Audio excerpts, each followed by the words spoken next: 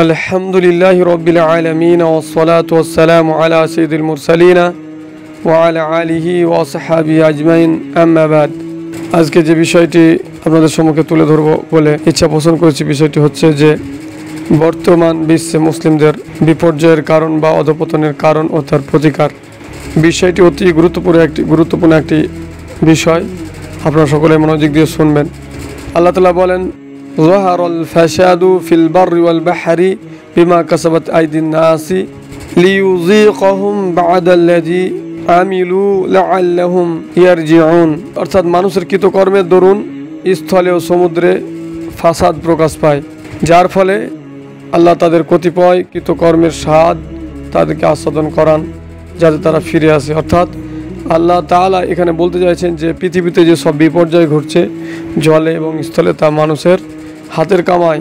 আল্লাহ তাআলা তাদের কতিপয় কৃতকর্মের স্বাদ তাদেরকে আস্বাদন করেন। অর্থাৎ আল্লাহ দুনিয়াতে কিছু ছোটোখাটো আযাব বা শাস্তি বা পরীক্ষার সম্মুখীন করেন যাতে তারা আল্লাহর দিকে ফিরে আসে। বর্তমান দুনিয়ার দিকে চোখ ঘোরালে আমরা দেখতে পাই মুসলিমরা আজ সর্বত্র জুলুম, নির্যাতন ও বৈষম্যের শিকার। যেখানে সেখানে তারা বিজাতিদের হাতে মার খাচ্ছে, প্রতিনিয়তই জুলুম নির্যাতনের শিকার হচ্ছে। কোথাও তারা মাথা গুঁজবার ঠাঁই পাচ্ছে না। ইহুদি, নাসারা ও মুশরিকরা মুসলিমদের তাদের খেলার পুতুলে পরিণত করেছে। যখন যা ইচ্ছা তাদের সাথে তাই করছে, তারা তাদেরকে তাদের আক্রোশের লক্ষ্যবস্তু রূপে পরিণত করেছে।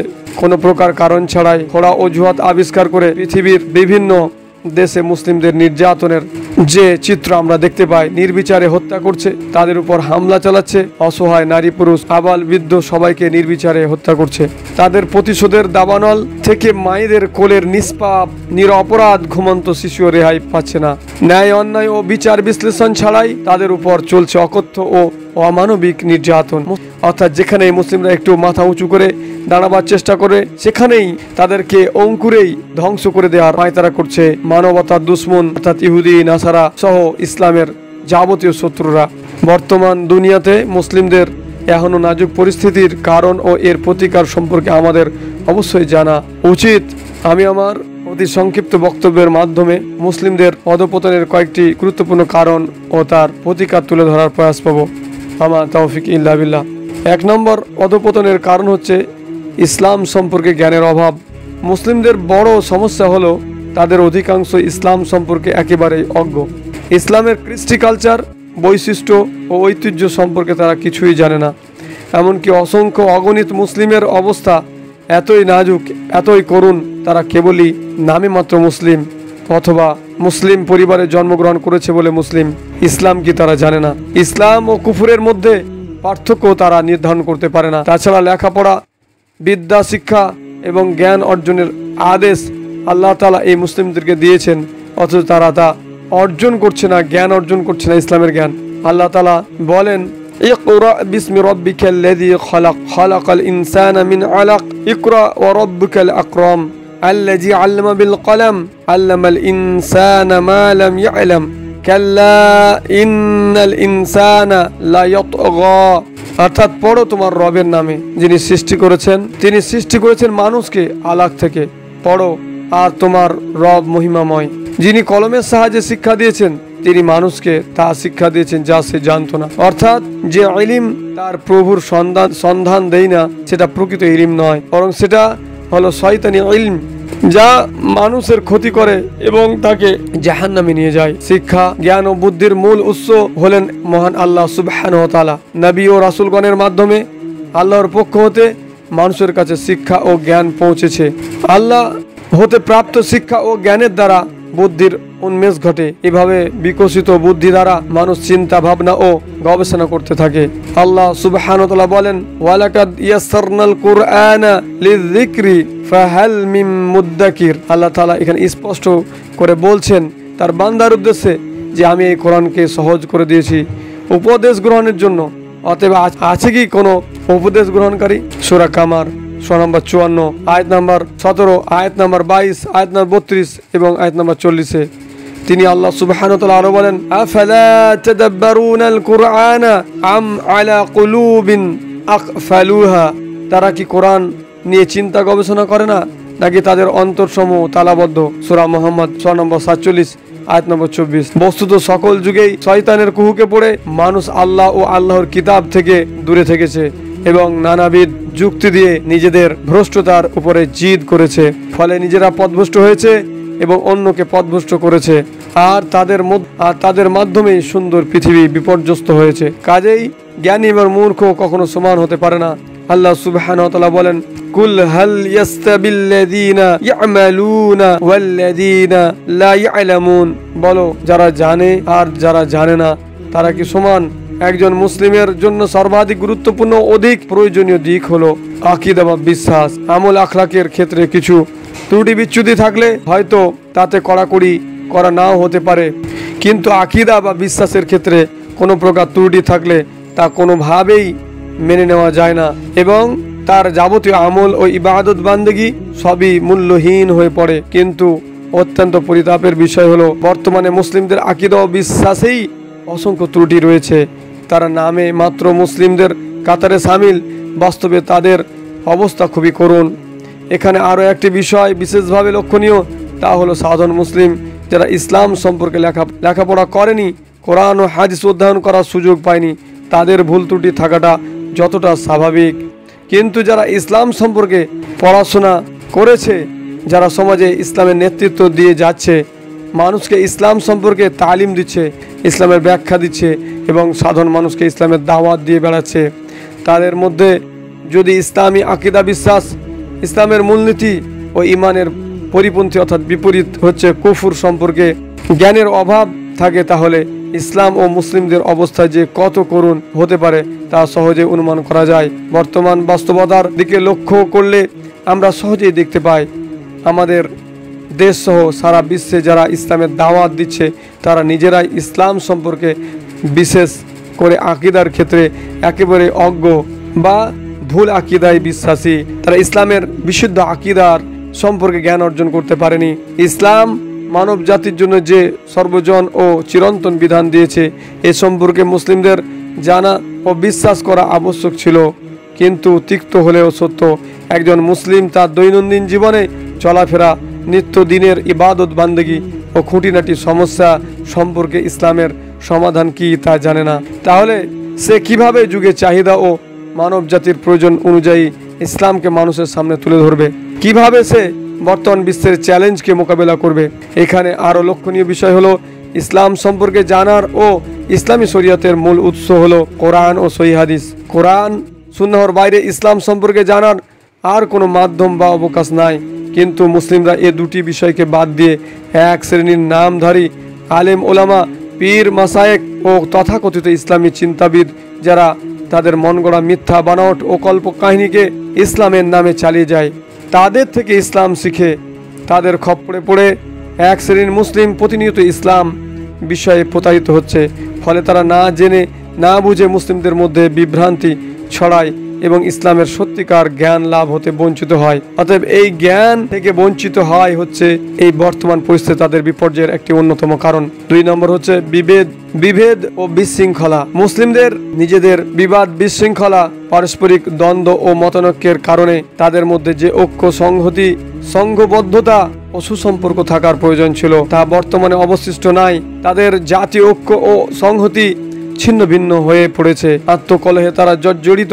সামান্য স্বার্থের কারণে তারা বিভিন্ন দল উপদলে বিভক্ত হয়ে পড়ে প্রত্যেকেই এক এক করে নেতা সেজে বসে এবং নামে বেনামে অসংখ্য দল উপদল গড়ে তোলে। মুসলিমদের অবস্থা এতই করুণ যে শুধুমাত্র পার্থিব স্বার্থের উপর ভিত্তি করেই তাদের মধ্যে গড়ে উঠেছে অসংখ্য জামাত, দল ও উপদল। আবার তারাও হীন স্বার্থ, পদ পদবী ও পার্থিব বিষয়কে কেন্দ্র করে সংঘাতে জড়িয়ে পড়ে। ফলে রাতারাতি চূর্ণ বিচূর্ণ হয়ে যায় তাদের দল ঐক্য।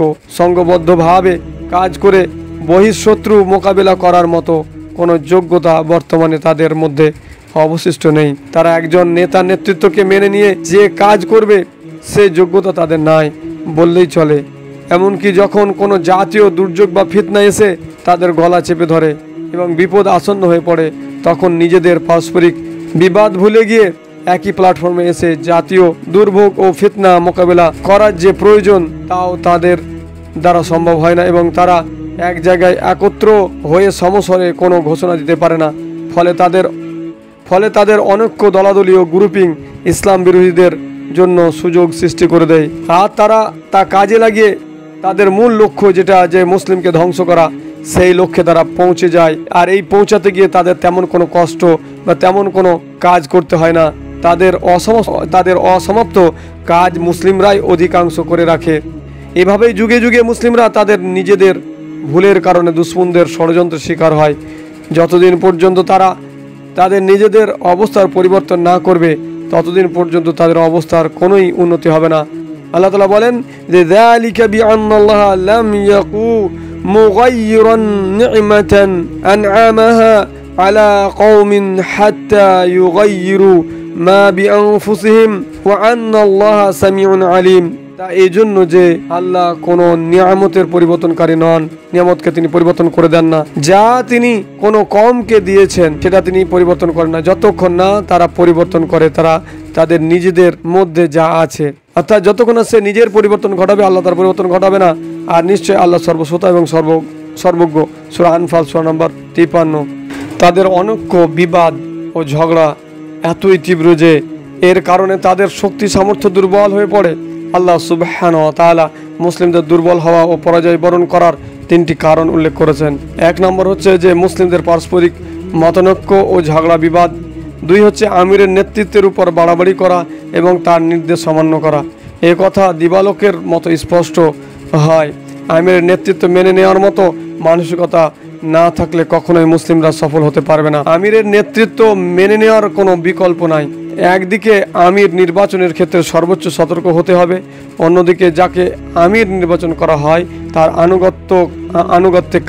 আনুগত্যে কাজ চালিয়ে যেতে হবে, অন্যথায় তাদের পদে পদে লাঞ্ছিত হতে হবে। আল্লাহ সুবহানাহু ওয়া তাআলা বলেন ওয়া আতিউল্লাহা ওয়া রাসূলাহু ওয়া লা তানাযাউ ফাতাফশালু ওয়া তাযহাবা রিহুকুম ওয়াসবিরু ইন্নাল্লাহা মা'আস সাবিরিন। আর তোমরা আল্লাহ ও তার রাসূলের আনুগত্য করো এবং পরস্পর ঝগড়া করো না, তাহলে তোমরা সাহসহারা হয়ে যাবে এবং তোমাদের শক্তি নিঃশেষ হয়ে যাবে। আর তোমরা ধৈর্য ধরো, নিশ্চয় আল্লাহ ধৈর্যশীলদের সাথে আছেন। কিন্তু আজ মুসলিমদের অবস্থায় এতই করুণ। মুসলিমদের প্রতিটি ঘরে ঘরে একজন একজন করে নেতা পাওয়া যায়। তারা নিজেই নিজের নেতৃত্বে কাজ করতে পছন্দ করে, কারণ নেতৃত্ব মেনে নিয়ে কাজ করার মানসিকতা তাদের মধ্যে একেবারেই শূন্য। রাতারাতি তাদের মধ্যে দল উপদল ও নেতা গড়ে ওঠে, আবার কিছুদিন অতিবাহিত হতে না হতে তারাও বিভক্ত হয়ে পড়ে এবং দল ভেঙে যায়, তৈরি হয় আবার নতুন নেতা। এভাবেই তৈরি হয়েছে অসংখ্য অগণিত দল ও নেতার অভাব নেই। অতএব আমাদেরকে মুসলিমদের এখান থেকে উত্তরণের যে উপায়, যে ঐক্যের যে চেতনা যা আল্লাহ তাআলা কোরআন মাজিদে দিয়েছে সেটাকে শক্তভাবে ধরতে হবে। আল্লাহ সুবহানাহু ওয়া তাআলা বলেন ওয়া'তাসিমু বিহাবলিল্লাহি জামিআন ওয়া লা তাফাররাকু। তোমরা একতাবদ্ধ হয়ে আল্লাহর রজ্জুকে আঁকড়ে ধরো আর দলে দলে বিভক্ত হও না। সূরা আল ইমরান সূরা নম্বর 3 আয়াত নম্বর 103। সকল মুসলিম এক আল্লাহকে বিশ্বাস, এক কোরআনের অনুসরণ এবং এক নবীর আদর্শ গ্রহণ করার পরও তারা আজ শততা বিভক্ত। এমনকি সকল দল নিজ নিজ ফিরকাকে সঠিক মনে করে আনন্দিত, অথচ আল্লাহ সুবহানাহু ওয়া তাআলা বলেন ওয়ালা তাকুনু মিনাল মুশরিকিন মিনাল্লাযিনা ফাররাকু দীনাহুম ওয়া কানু শিয়াআন কুল্লু হিজবিন বিমা লাদাইহিম ফারিহুন। আর তোমরা ওই সব মুশরিকদের অন্তর্ভুক্ত হয়ো না যারা নিজেদের দিনে বিভেদ সৃষ্টি করে দলে দলে বিভক্ত হয়ে পড়েছে। প্রত্যেক দলই নিজ নিজ মতবাদ নিয়ে উৎফুল্ল রয়েছে, অর্থাৎ আনন্দিত। সূরা রুম সূরা নম্বর 3 আয়াত নম্বর 31 থেকে 32। আল্লাহ সুবহানাহু ওয়া তাআলা আরো বলেন যে ইন্নাল্লাযিনা ফাররাকু দীনাহুম ওয়া কানু শিয়াআন লাস্তা মিনহুম ফি শাইইন।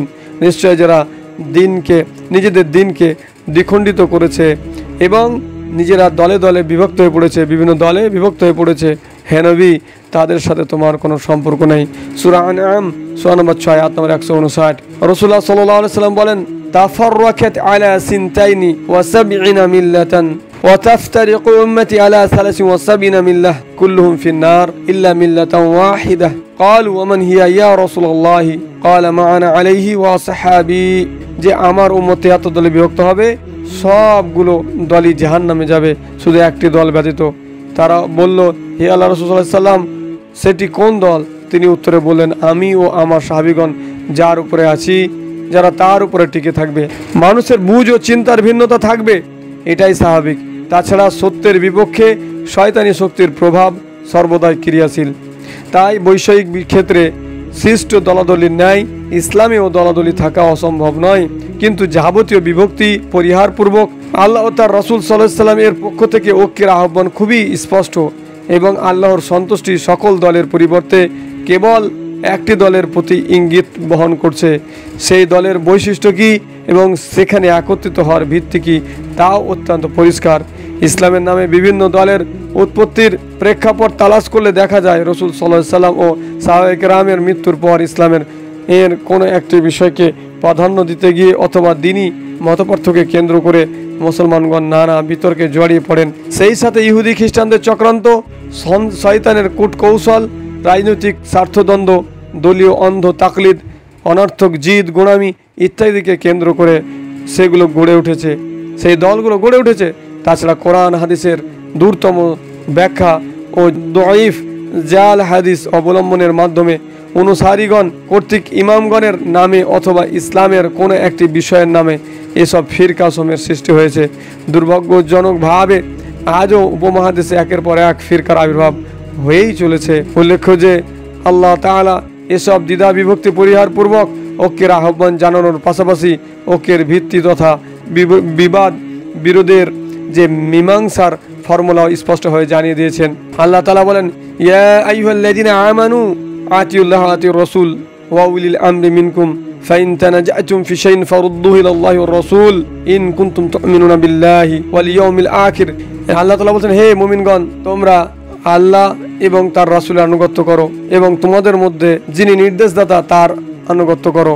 তোমাদের মধ্যে যদি কোনো বিষয়ে মতভেদ ঘটে তাহলে সেটা করে সন্দর্ভ করো আল্লাহ এবং তার রাসূলের দিকে। এটাই হচ্ছে উত্তম এবং অতি উৎকৃষ্ট ব্যাখ্যা। সূরা নিসা সূরা 4 আয়াত নাম্বার 59। অন্য আয়াতে বলা হয়েছে, অতএব তোমার রবের শপথ তারা ঈমানদার হবে না যতক্ষণ না তাদের মধ্যে সৃষ্ট বিবাদের ব্যাপারে তোমাকে তারা ন্যায় বিচারক হিসেবে মেনে নেবে, তোমার মীমাংসা সম্পর্কে নিজেদের মনে কোনরূপ সংকীর্ণতা পোষণ না করবে এবং স্পষ্ট চিত্তে তা কবুল করে নেবে।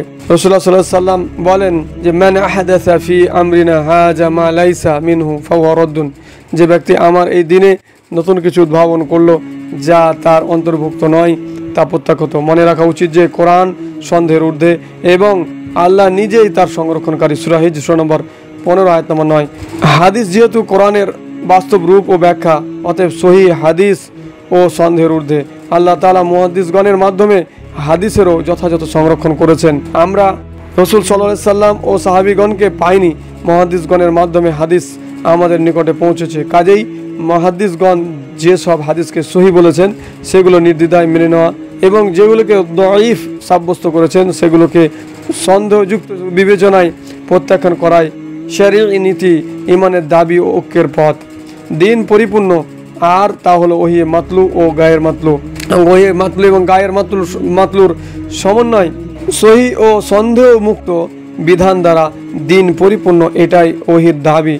জাল, দঈফ ও প্রমাণহীন বিধানের দ্বারা আল্লাহ তার দিনকে পরিপূর্ণ করে শিরিক, বিদআত ও ফিরকাবন্দির রাস্তা প্রশস্ত করার মাধ্যমে ইবলিসকে অট্টহাসি হাসার সুযোগ দান করবেন, এমনটি মোটেও শরীয়ত সিদ্ধ বা বিবেকসম্মত নয়। এটা কখনোই হতে পারে না। কাজেই মুক্তির স্বার্থে সকল বিভেদ ভুলে গিয়ে আমরা কোরআন ও সহিহ সুন্নাহর আলোকে সকল মাযহাবের সত্য ও প্রমাণিত অংশটুকু মেনে নেব।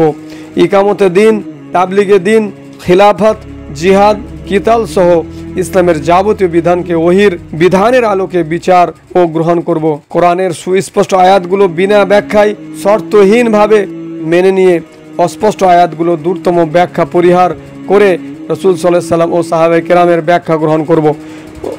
দঈফ ও জাল হাদিস বর্জনপূর্বক সহিহ হাদিসের অনুসরণের মাধ্যমে একমাত্র নাজি ফিরকা তথা রাসূল সাল্লাল্লাহু আলাইহি সাল্লাম ও সাহাবীগণের দলের অন্তর্ভুক্ত হব। এটাই ওই ভিত্তিক ঐক্যের চেতনা। মুসলিম উম্মতকে সর্বদা জামাতবদ্ধ জীবনযাপনের নির্দেশ দান করা হয়েছে। মহান আল্লাহ সুবহানাহু ওয়া তাআলা বলেন, ওয়া'তাসিমু বিহাবলিল্লাহি জামিআন ওয়া লা তাফাররাকু, তোমরা সকলে আল্লাহর রজ্জুকে দৃঢ়ভাবে আঁকড়ে ধরো এবং পরস্পর বিচ্ছিন্ন হয়ো না। সূরা আল ইমরান সূরা নম্বর 3 আয়াত নম্বর 103। এখানে আল্লাহ তাআলা আমাদের যে বিপর্যয়ের কারণ, এই কারণ থেকে যদি আমরা উত্তরণের পর বেদ করতে যাই তাহলে এই ওহীর মাধ্যমে আমাদেরকে সংশোধন নিয়ে আসতে হবে। আমাদের মধ্যে বিভেদ, বিশৃঙ্খলা, দ্বন্দ্ব মতনৈক্য মতপার্থক্য এগুলো তৈরি করা যাবে না। আর যদি কোনো বিষয় হয়েও থাকে তো সেই ক্ষেত্রে মনের যে একান্ত ওই ভালোবাসা, একে অপরের প্রতি যে সহনশীলতা, সেগুলোকে দূর করলে হবে না। একটা বিষয় নিয়ে আলোচনা ডিসকাশন করা যেতেই পারে, কিন্তু তার মানে এই নয় সে আমার কোনো একটা বিষয়ে বিরোধী হওয়ার কারণে তাকে দূরে ঝেড়ে ফেলে দেবো, নিয়ে আলাদা আলাদা দল তৈরি করবো, এরকম না। বরং সকলকে এই ওহির ভিত্তিতে এক হতে হবে। হাদিসে এসেছে যে হারিস আল আশআরি রাদিয়াল্লাহু আনহু হতে বর্ণিত, তিনি বলেন যে রাসূলুল্লাহ সাল্লাল্লাহু আলাইহি ওয়াসাল্লাম বর্ণনা করেন, বলেন যে আমি তোমাদেরকে 5টি বিষয়ের নির্দেশ দিচ্ছি। 1 নম্বর হচ্ছে জামাতবদ্ধ জীবনযাপন করা, 2 হচ্ছে আমিরের নির্দেশ শ্রবণ করা, 3 হচ্ছে তার আনুগত্য করা, প্রয়োজনে হিজরত করা, এবং 5 নম্বর হচ্ছে আল্লাহর রাস্তায় জিহাদ করা। যে ব্যক্তি জামাত হতে 1 বিঘত পরিমাণ বের হয়ে গেল, তার গর্দান হতে ইসলামের গণ্ডি ছিন্ন হলো যতক্ষণ না সে ফিরে আসে। যে ব্যক্তি মানুষকে জাহিলিয়াতের দাওয়াত দ্বারা আহ্বান জানালো, সে ব্যক্তি জাহান্নামীদের দলভুক্ত হলো, যদিও সে সিয়াম পালন করে, সালাত আদায় করে এবং ধারণা করে যে সে একজন মুসলিম। আহমদ তিরমিজি হাদিস নাম্বার 3694। এইখানে অবশ্য ওটা পৃথিবীতে মুসলিমদের জন্য যে খলিফাতুল মুসলিমিন, সে এর কথা বলা হয়েছে। তো এই খলিফাতুল মুসলিম যেহেতু গোটা বিশ্বে নেই, তাহলে সেই ক্ষেত্রে আমাদের করতে হবে কি, আমাদেরকে সেই জায়গাতে পৌঁছাতে হবে। পৌঁছানোর জন্য আমাদের মধ্যে ঐক্য গড়ে তুলতে হবে, সঠিকভাবে দিনের বিধিবিধান পালন করতে হবে, এবং আমাদের মধ্য থেকে এমন এক ব্যক্তিত্বকে দাঁড় করাতে হবে এবং যে ব্যক্তি আল্লাহ এবং তার রাসূলের দিক নির্দেশ অনুযায়ী নিজের জাতিকে পরিচালনা করবে। তো সেই আমিরের আনুগত্যের কথা এখানে বলা হচ্ছে। তো আমরা আজকে এমন এক পরিস্থিতিতে ভুগছি যে আমাদের এমনিতেই মাথার ছাতা অর্থাৎ আমির নেই, তারপরে আমরা বিভিন্ন দলে উপদলে বিভক্ত হয়ে পড়েছি, তারপরে এক দলের সঙ্গে অপর দলের কোনো ধরনের মিল নেই। অতএব এলাকাভিত্তিক হতেই পারে, জামাত থাকতেই পারে, এগুলো ওই আমিরের অধীনে থাকা জামাত নয়, কিন্তু তার মধ্যেও আমাদের একতা ভালোবাসা থাকে। এটা দাওয়াতি ক্ষেত্রে, দাওয়াতে আল্লাহর তাওহীদকে প্রতিষ্ঠা করার উদ্দেশ্যেই বিভিন্ন এলাকা ভিত্তিক দাওয়াত এবং তাবলীগের কাজ চলছে। সেই ক্ষেত্রে কাউকে মানে একজন নেতা বা মুরব্বী বানিয়ে কাজ করা হচ্ছে। তো একে মেনে চলা ফরজ নয়, কিন্তু ঐক্যবদ্ধভাবে জীবনযাপন করা খুব গুরুত্বপূর্ণ। এই জন্যই এগুলো হয়েছে। তার মানে এই নয় যে যটা আমি মানে দল বা যে কোনো এলাকায় যে সব মানে গোষ্ঠীভিত্তিক বা দলভিত্তিক কাজ চলছে, আর তারা আলাদা আলাদা আমির আলাদা আলাদা মাথা ভেবে নিয়ে যদি সবাই আলাদা হয়ে যায়, তাহলে এই ক্ষেত্রে আমাদের বিপর্যয় নেমে আসবে। অতএব আমরা কখনোই একে অপরকে আলাদা মনে করব না, আমরা বরং কোরআন এবং সুন্নাহর ভিত্তিতে আমরা দিন মেনে চলবো এবং দিনের প্রচার ও প্রসার করবো এবং আমাদের মধ্যে ঐক্য বজায় রাখবো। আবু হুরায়রা রাদিয়াল্লাহু আনহু অপর একটি হাদিসে আবু হুরায়রা রাদিয়াল্লাহু আনহু বর্ণিত রাসূলুল্লাহ সাল্লাল্লাহু আলাইহি ওয়াসাল্লাম বলেছেন, নিশ্চয় আল্লাহ তাআলা 3টি কাজে সন্তুষ্ট হন এবং 3টি কাজে অসন্তুষ্ট হন। যে 3টি কাজে তিনি সন্তুষ্ট হন তা হলো, 1 নম্বর হচ্ছে যে তোমরা একমাত্র আল্লাহরই ইবাদত করবে এবং তার সাথে কাউকে শরীক করবে না। 2 হচ্ছে তোমরা ঐক্যবদ্ধভাবে আল্লাহর রুজুকে শক্তভাবে ধারণ করবে এবং পরস্পর বিচ্ছিন্ন হবে না। কতটা গুরুত্বপূর্ণ কথা। প্রথমত আল্লাহ বলছে যে আল্লাহর সঙ্গে কোনো কিছুকে শরীক করবে না, আর তোমরা ঐক্যবদ্ধভাবে আল্লাহর রুজুকে ধারণ করবে এবং পরস্পর বিচ্ছিন্ন হবে না। 3 তোমরা মুসলিম শাসককে সহায়তা করবে। আর যে 3টি কাজ আল্লাহর অসন্তুষ্টির কারণ, তা হলো বাজে কথা বলা, 2 অত্যাধিক প্রশ্ন করা, 3 হচ্ছে সম্পদ নষ্ট করা। সহিহ মুসলিম হাদিস নাম্বার 1715, আহমদ হাদিস নাম্বার 8785। তাই মুসলিম উম্মাহকে অবশ্যই ঐক্যবদ্ধভাবে জীবনযাপন করতে হবে এবং পরস্পর বিচ্ছিন্ন হওয়া যাবে না। আর ঐক্যের একমাত্র মানদণ্ড হচ্ছে তাকলিদ মুক্তভাবে ওহির বিধানের সামনে মাথা নত করা। কিন্তু তাকলিদের ফলে অনুসরণীয় ব্যক্তির প্রতি যেমন সৃষ্টি হয় অন্ধভক্তি, তেমনি বিরোধী মতের প্রতি সৃষ্টি হয় অন্ধবিদ্বেষ। ফলে সৃষ্টি হয় পারস্পরিক দ্বন্দ্ব ও দলাদলি। এক ও অখণ্ড মুসলিম মিল্লাত বিভিন্ন মাযহাবী দল উপদলে বিভক্ত হওয়ার মূল কারণ হলো তাকলিদ। 656 হিজরিতে বাগদাদের ইসলামী খেলাফতের নির্মম পরিণতি। 801 হিজরিতে সৃষ্ট কাবা শরীফে 4 মাযহাবের জন্য 4 মুসল্লা কায়েমের বিদআত, যা 1343 হিজরিতে উৎখাত হয় এবং আজও মুসলিম সমাজের বিভিন্ন ও সামাজিক বিষয় যেমন সালাত, সিয়াম, হজ, যাকাত, ফিতরা, কোরবানি, জানাজা, বিবাহ, তালাক পদ্ধতি, ওযু, তাহারাত, নির্বাচন ব্যবস্থা প্রভৃতি ক্ষেত্রে যে পারস্পরিক অনৈক্য বিরাজ করছে, মতনৈক্য রয়েছে, তার অধিকাংশরই মূল কারণ হলো তাকলিদি অসহিষ্ণুতা, ব্যক্তির অন্ধ অনুসরণ, অন্ধভক্তি।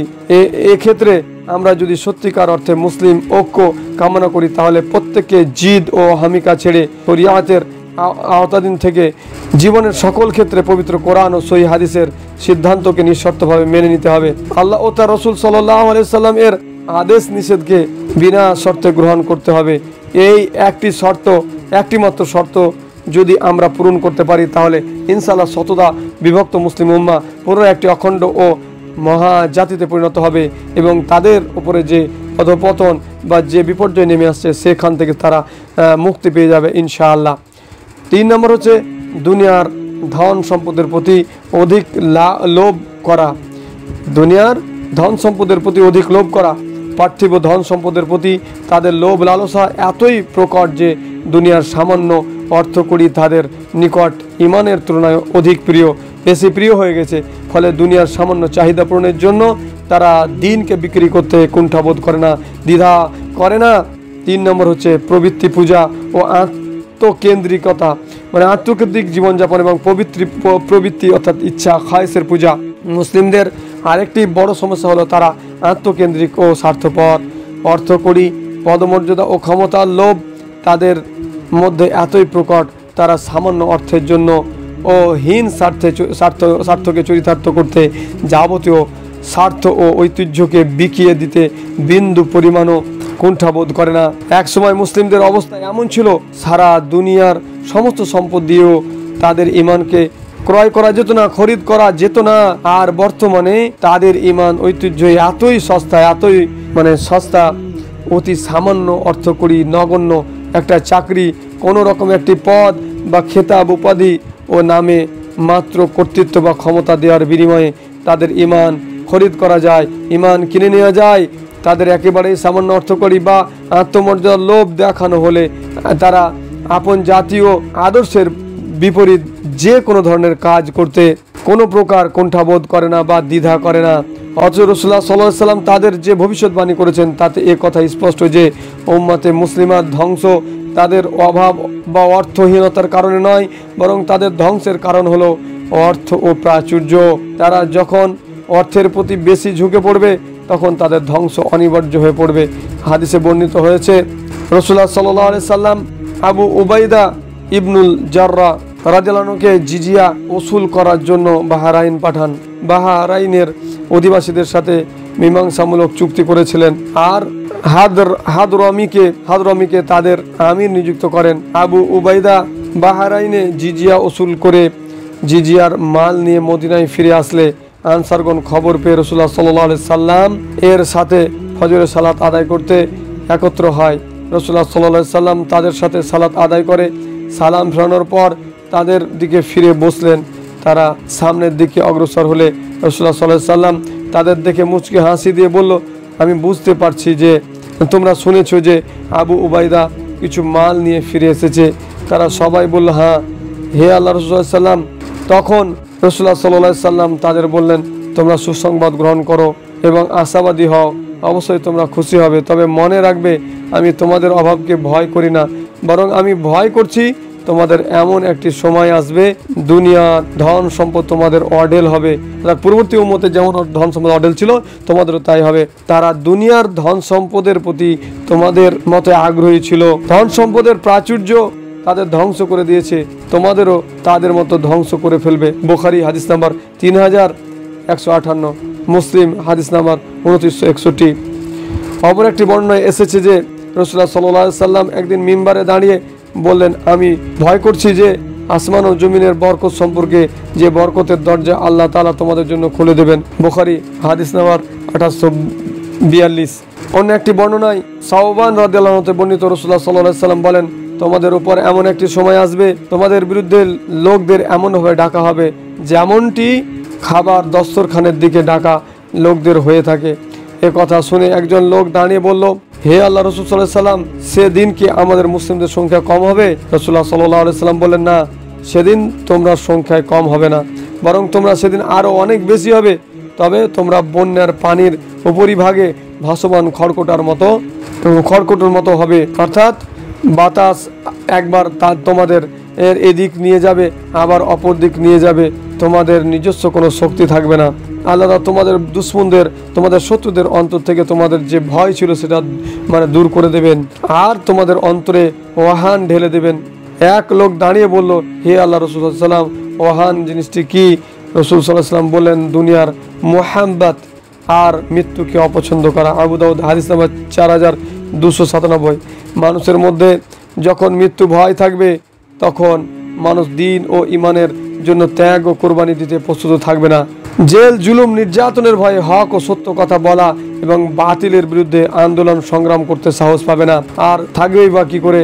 তাদের মধ্যে সঠিক ও যোগ্য নেতৃত্ব দেওয়ার লোক না থাকার কারণে মুসলিমদের বাতিলের বিরুদ্ধে ঝাঁপিয়ে পড়ার জন্য উদ্বুদ্ধ করা ও তাদের সংবদ্ধ করার মতো নেতা খুঁজে পাওয়া যাবে না। 4 নম্বর হচ্ছে যে বিপর্যয় বা মুসলিমদের মধ্যে যে অধপতনের কারণ বা বিপর্যয় যে নেমে এসেছে তার অন্যতম কারণ মুনাফিকি। মুসলিম জাতির মধ্যে মুনাফিকদের একটি বড় অংশ সবসময় বর্তমান থাকে। তারা নিজেদের মুসলিম নামে প্রকাশ করে কিন্তু কাজ করে ইসলামের বিরুদ্ধে। এদের কারণে যুগে যুগে ইসলাম ও মুসলমানদের অপূরণীয় ক্ষতি সাধিত হয়। এসব সুযোগ সন্ধানী নামধারী ও তথাকথিত মুসলিমরা সবসময় মুসলিমদের ক্ষতি করা ও তাদের মধ্যে বিবাদ বিশৃঙ্খলা জিয়ে রাখতে আমরণ চেষ্টা চালায়। মুনাফিকরা সাধারণত ইসলাম ও ইসলামী ঐতিহ্যে বিশ্বাস না করেও মুসলিম সমাজে মুসলিম বেশভূষা নিয়ে বসবাস করে এবং মুসলিমদের সাথে তারা বিবাহ সাদীয় যাবতীয় কর্মে অংশগ্রহণ করে। মুসলিমদের যাবতীয় সমস্যা ও দুর্বলতা সম্পর্কে অবগত হয়ে তারা তা মুসলিমদের বিরুদ্ধে তাদের শত্রুদের সাথে তাল মিলিয়ে কাজে লাগায়। মুনাফিকরা যুগে যুগে ইসলামের সবচেয়ে বেশি ক্ষতি করে। এ কারণে আল্লাহ তাআলা তাদের নিকৃষ্ট শাস্তি দেবেন। আল্লাহ তাআলা ঘোষণা করেন, ইন্নাল মুনাফিকিনা ফিদ দারকিল আসফালি মিনান নারি ওয়ালান তাজিদা লাহুম নাসীরা। রাসূল সাল্লাল্লাহু আলাইহি ওয়াসাল্লাম নিজেও মুনাফিকদের থেকে উম্মতদের অধিক সতর্ক করেন। আর আয়াতে বলা হলো কি যে মুনাফিকরা জাহান্নামের অতি গভীরে অবস্থান করবে তাদের মুনাফিকির কারণে। তো যাই হোক, আল্লাহ এই মুনাফিকদের থেকেও সাবধান করেছেন, আল্লাহ সাবধান করেছেন।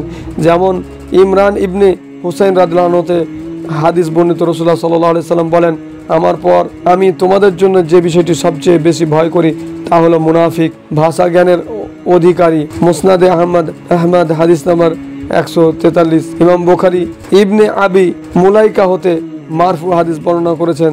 তিনি বলেন, আমি রাসূলুল্লাহ সাল্লাল্লাহু আলাইহি ওয়াসাল্লামের 30 জন সাহাবীকে দেখেছি, তারা সবাই মুনাফিককে সর্বাধিক ভয় করতেও। বুখারী প্রথম খণ্ডের 18 নম্বর হাদিস। 5 নম্বর হচ্ছে যে বিপর্যয় মুসলিমদের মধ্যে নেমে এসে সেই বিপর্যয়ের অন্যতম কারণ হচ্ছে আল্লাহর অস্ত্রে জিহাদ ছেড়ে দেওয়া। জিহাদ হলো ইসলামের গুরুত্বপূর্ণ বিধান ও মহান শৌর্যবীর্য। জিহাদই হলো দিন প্রতিষ্ঠার একমাত্র উপকরণ। দুনিয়াতে আল্লাহর শাসন প্রবর্তন করার পথে কিছু পার্থিব প্রতিবন্ধকতা রয়েছে। প্রচলিত সমাজ ব্যবস্থা, অসামাজিক রাজনীতি ও সমগ্র মানব সমাজের পরিবেশ ইত্যাদির প্রত্যেকটি ইসলামের পথে বাধা হয়ে দাঁড়ায়। এসব বাধা অপসারণ করার জন্যে ইসলাম শক্তি প্রয়োগ করে। প্রতিটি মানুষের নিকটই ইসলামের বাণী পৌঁছানো এবং প্রত্যেকের পক্ষে ইসলামী বিধানকে যাচাই করে দেখার প্রতিবন্ধকতা অপসারণ এবং এভাবে স্বাধীন ও মুক্ত পরিবেশে মানুষের নিকট ইসলামের অমর বাণী পৌঁছানোর সুযোগ সৃষ্টি এ শক্তি প্রয়োগের লক্ষ্য। কৃত্রিম ইলাহাদের বন্ধন থেকে উদ্ধার করে মানুষকে স্বাধীনভাবে ভালো মন্দ যাচাই করার সুযোগ দানের জন্য জিহাদ এক অত্যাবশ্যক উপায়। মুসলিমরা যখন জিহাদ করা ছেড়ে দেবে, আল্লাহ তাআলা তাদের উপর লাঞ্ছনা, বঞ্চনা ও অপমান অপদস্থকে চাপিয়ে দেবেন। হাদিসে এসেছে যে আব্দুল্লাহ ইবনে উমর রাদিয়াল্লাহু আনহু বর্ণনা করেন যে আমি রাসূলুল্লাহ সাল্লাল্লাহু আলাইহি সাল্লামকে বলতে শুনেছি, তিনি বলেন, যখন তোমরা ইনা এক ধরনের হচ্ছে কেনা বেচা, যাতে বাকিতে বেশি দামে বিক্রি করে আবার নগদে কম দামে ক্রয় করে নেওয়া হয়, এটা নিঃসন্দেহে সুদ। তবে বাহানা করে আদায় করা হয়। ইনা নিয়ে বেচা কেনা করো, গরুর লেজের সাথে লেগে থাকো, ক্ষেত খামারের উপর সন্তুষ্টি থাকো এবং আল্লাহর রাহে জিহাদ করা ছেড়ে দাও। আল্লাহ তাআলা তোমাদের উপর অপমান ও লাঞ্ছনা চাপিয়ে দেবে। যতদিন পর্যন্ত তোমরা তোমাদের দিনের দিকে ফিরে না আসবে, ততদিন পর্যন্ত আল্লাহ তাআলা তা দূর করবেন না। এখানে স্পষ্ট একমাত্র যারা মুনাফিক তারা প্রতিবন্ধী, তারা ছাড়া আর কেউ জিহাদ করা হতে বিরত থাকতে পারে না। যেমন কাব ইবনে মালিক রাদিয়াল্লাহু আনহু তিনি তাবুকের যুদ্ধে বিরত থাকার পর বললেন, রাসূলুল্লাহ সাল্লাল্লাহু আলাইহি সাল্লাম যুদ্ধে যাওয়ার পর আমি যখন রাস্তায় বের হতাম তখন রাস্তায় একমাত্র মারকামারা মুনাফেক অথবা অন্ধ খোঁড়া প্রতিবন্ধী লোক ছাড়া আর কাউকে দেখতাম না। বুখারী হাদিস নাম্বার 4066, মুসলিম হাদিস নাম্বার 4973।